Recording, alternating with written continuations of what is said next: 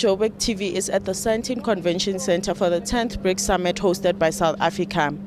This summit includes 5 major emerging economies that make up 40% of the entire world population.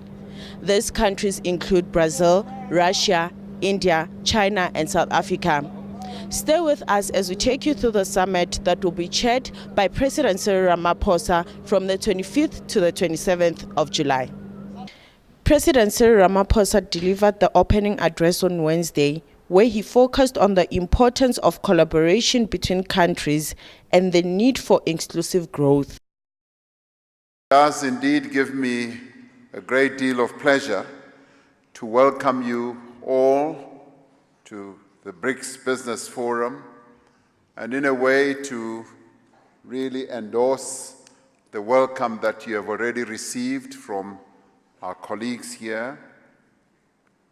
This Business Forum has become an important and vital platform for the development of economic cooperation between the BRICS member countries. Okay, my name is Peter Fabricius. I'm a foreign policy correspondent.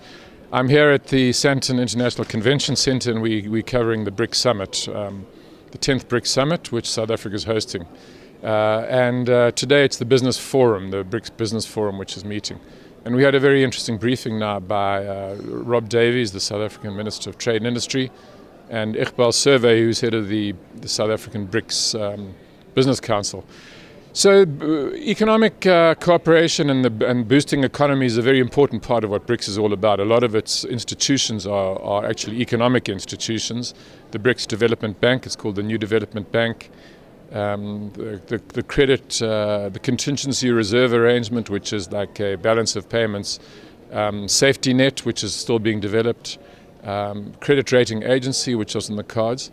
So, and we're meeting also at a time when the global economy is facing huge threats of a trade war, which Rob Davies actually said is no longer a phony war. We already seen the first shots being fired in that war, and it's a war that was initiated by US President Donald Trump, mainly against China, imposing huge tariffs on imports of goods. And China, of course, is the big economy in BRICS, so it affects BRICS, but also it's affecting South Africa independently, because we've become collateral trade damage, collateral war damage in the trade war, as Rob Davies said, because we've also had tariffs imposed on our aluminium and steel imports, and possibly also on auto imports. So Rob Davies said BRICS is going to have to sort of work together to try to counter the effects of the trade war. It's not quite clear exactly how that'll be done, apart from cooperating in presenting common positions at Trade 4 in the World Trade Organization and so on.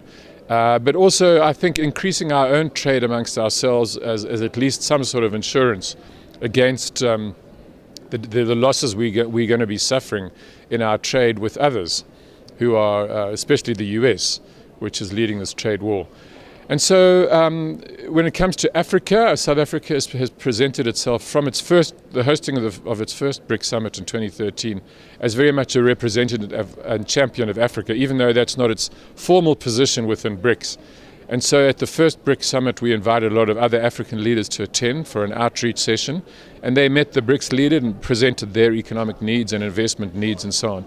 And we're doing the same again here. There's a BRICS outreach which is taking place on Friday, with a series of African leaders. There's another one with non-African leaders.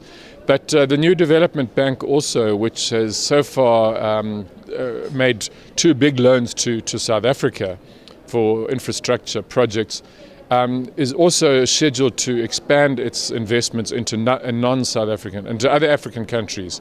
So we're heading the African Regional Center of the New Development Bank here in Johannesburg. And that will be looking at projects outside South Africa, including some, for example, that will promote regional integration by, say, building bridges across rivers between countries and so on. So there are definitely benefits to be had from this organization, as long as we just keep the whole thing in perspective, I don't think we should see it as being like a negative force countering Western institutions and the West per se, but we should see it as complementary to them. And if that is our perspective, I think we will derive benefits from it.